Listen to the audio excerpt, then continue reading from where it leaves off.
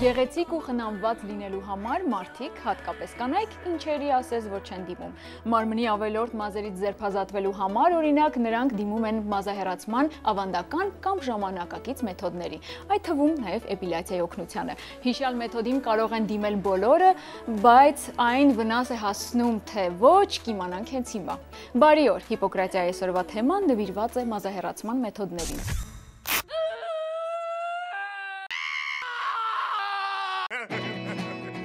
Տարբեր ժամանակներում մարդիկ դիմել են մազահեռացման զանազան հնարքների։ Օրինակ 20-րդ դարի վերջին կանայք սկսել են հեռացնել նաև աղվամազերը, իսկ մարմնի մազերը սափրելու սովորույթը տարածվել է 1915-ից 45 թվականներին։ Միջին Արևելքում, Հարավային Ասիայում եւ Արևելյան Եվրոպայում բնակիչների մազի մուգ երանգի պատճառով աղվամազերն ավելի ցայտ ունեն։ Այդ իսկ պատճառով աշխարհագրական տվյալ վայրերում առավել կիրառելի են մազահեռացման ամենատարբեր ձևերը։ Ինչ վերաբերում է Հայաստանին, ապա մազահեռացման ժամանակակից մեթոդներից մեկը էպիլյացիան սկսել է կիրառվել 2000 թվականից։ Մազահեռացման համար հակացուցված է սափրելը, մարդիկ մեղրամոմերով են փորձում, բայց ամենաարդյունավետը ասեղային էպիլյացիան է, որը ճիշտ է, մի քիչ ցավոտ է, բայց արդյունավետ է։ Եվ այսպես գոյություն ունեն մազահեռացման բազմազան մեթոդներ։ Դրանցից են օրինակ էլեկտրոէպիլյացիան, բիոէպիլյացիան, ֆոտոէպիլյացիան, ասեղային, էլոս, լազերային էպիլյացիաները, էլեկտրոլիզը, ավանդական դարձած թելը, ոսկը, ածելին եւ այլն։ Մազարմատը հեռացնելու առաջին ամենահաջողված փորձը թերևս կատարվել է էլեկտրոէպիլյացիայի շնորհիվ։ Բայց քանի որ այն վնասում է մաշկն ու բավականին ցավոտ է, շատերը խուսափում են այդ մեթոդից։ Ինչ մնում է լազերային էպիլյացիային, ապա այն համարվում է անցանկալի մազերից վերջնականապես ձերբազատվելու ամենաարդյունավետ միջոցը եւ շատ հարմար է պարանոցի, դեմքի, թևատակի, ձեռքերի, ոտքերի ու կրծքի մազերի հեռացման համար։ Վիբրաէպիլյատորը բավականին տանջալի ու մաշկը վնասող մազահեռացման տարբերակ է, իսկ կիտրոնով ու մեղրով պատրաստված շուքրինգի քսուկի օգնությամբ հնարավոր է հեռացնել միայն ձեռքերի ու ոտքերի մազածածկույթը։ Էլսը դա երկու էներգիաների միադրում է, այսինքն օպտիկական հատվածը եւ էլեկտրական հատվածը։ Ունենք եւ լազերային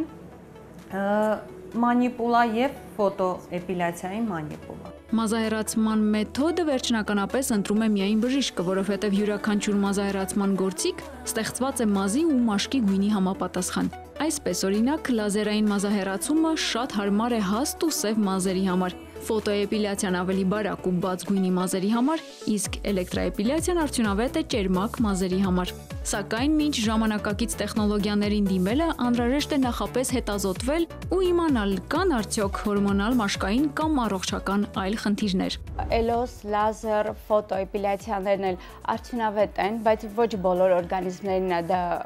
օգնում, որովհետև ասենք օրգանիզմներ կան, որ հակացուցված է,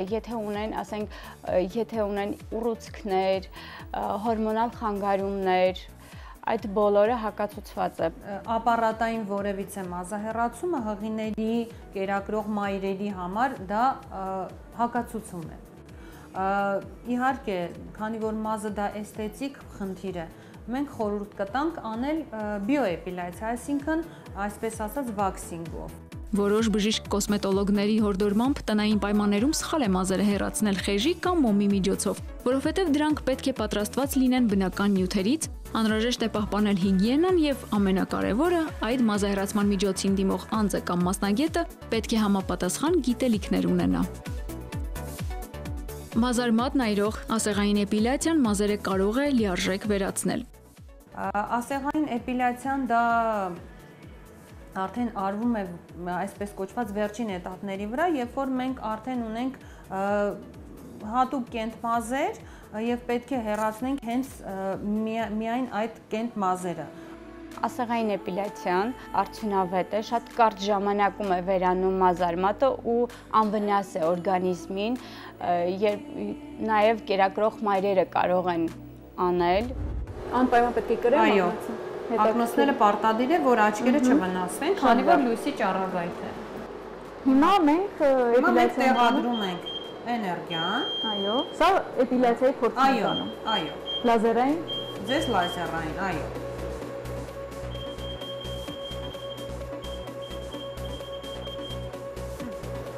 ավարտեցինք,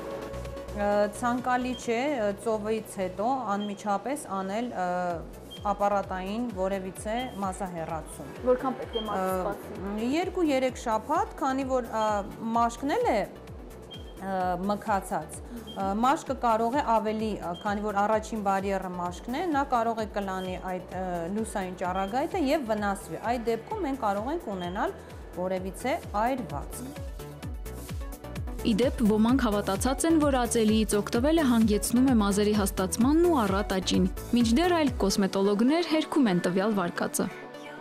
Իհարկե դա միֆ է։ Ածելին ինչ է անում։ Երբ որ մենք ածելիով կտրում ենք մազը, բնականաբար մենք իրեն ինչպես ենք կտրում, ինչ որ անկյան տակ, հա, եւ թվում է թե մազը հաստացավ, բայց մազարմատի վրա չէ, որ մենք ոչ մի ազդեցություն չունենք։ Եվ իրոք դա միֆ է, մազը ոչ կարող է հաստանալ, ոչ շատանալ ածելիից։ Գիտեք, որ դեմքի եւ պարանոցի ոչ բոլոր մազերն է կարելի հեռացնել։ Պարանոցի շրջանում առկա մազածածկույթը շատ ուշ է վերանում, իսկ աղվամազերը խորհուրդ չի տրվում հեռացնել, քանի որ դրանք նույնպես կարևոր նշանակություն ունեն մարդու օրգանիզմի համար։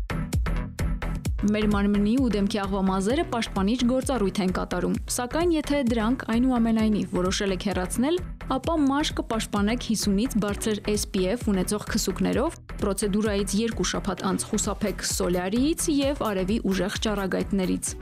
Չի կարելի ձեռք տալ, բայց քանի որ մենք հայ ենք, Կովկասի ազգ ենք, բնականաբար մեզ արմատը պիգմենտը շատ հաստ է ու մուգ ու որոշում ենք, որ հեռացնել։ Տղամարդկանց համար էլ դա էսթետիկ որևիցե խնդիր է եւ ժամանակակից տղամարդիկ սիրում են իրենց հետևել եւ մազահեռացումը շատ ակտուալ է իրենց մոտ։ Դա լինի թե կզակի հատվածը, թե վզի հատվածը, թե ականջների, թե այտերի, այտոսկրերի հատվածը, իհարկե հեռացվում է եւ շատ արդյունավետ է տղամարդկանց մոտ։ Տարիներ անց մազերը կարող են նորից աճել։ Պատճառն այն է, որ օրգանիզմն անընդհատ ենթարկվում է հորմոնային վերակառուցման ու փոփոխման, իսկ մազի հեռացման ցանկացած մեթոդի կիրառումն ու վերջնական արդյունքը խիստ անհատական է։ Մազի հեռացման որ տարբերակին էլ դիմեք, նախ եւ առաջ արժե ճանաչել սեփական մաշկի որակը, առողջությունը եւ վերջապես գրպանի պարունակությունը։ Ամեն դեպքում առողջությունից կարևոր միայն առողջությունն է։ Եվ իհարկե, չմոռանաք ձեզ հետաքրքրող բոլոր հարցերն ու առաջարկներն ուղարկել ստորև ներկայացված Facebook-յան էջին։ Մինչ հաջորդ շաբաթ։